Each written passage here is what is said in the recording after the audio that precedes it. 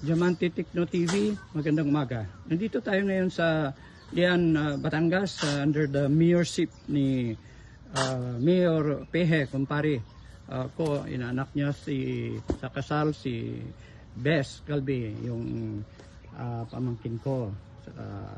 Ngayon ay pumunta ako dito para mag-check-in at saka titignan yung magagandang amenities ng Matabungkay Beach Resort. Maghanap lang ko ng interview and yun, ito si Manong, siya ang in charge ng mga bisita na magpapaliwanag ng mga magagandang amenities ng Matabungkay. Sir, magandang umaga. Pangalan niyo po at saka anong posisyon niyo dito sa Matabungkay Beach Resort? Sir, bali po ako si Jefferson Paligte.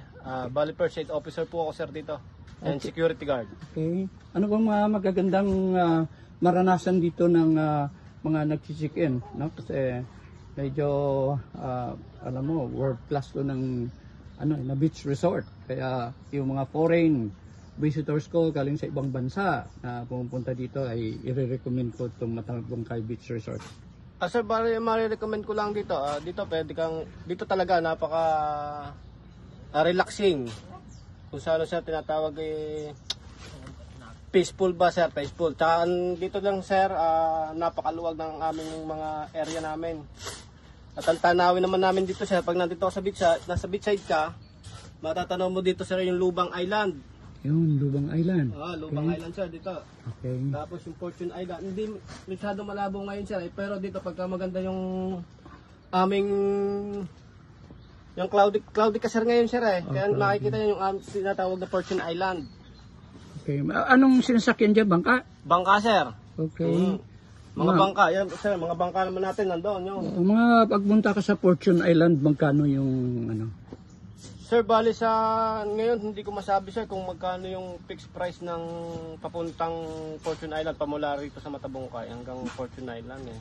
Pero yung bila na yun, magkano yung mag-upa ka dyan? Pwede ba yan mag-overnight dyan? Pwede, sir. Okay.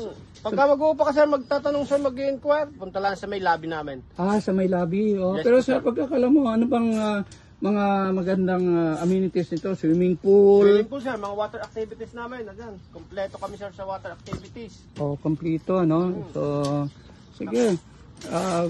Maranasan ko itong 5-star first class hotel and beach resort ng Matabungkay, pinagmamalaki ng Lian, Batangas. So, I'm inviting yung mga kaibigan ko, Philippine Society of Mechanical Engineers at saka yung mga other professional organization. Pagka magbakasyon kayo, pamilya, ay dalawin nyo itong Matabungkay Beach Resort. Ang mayor dito ay kumpare ko, si Mayor Peje.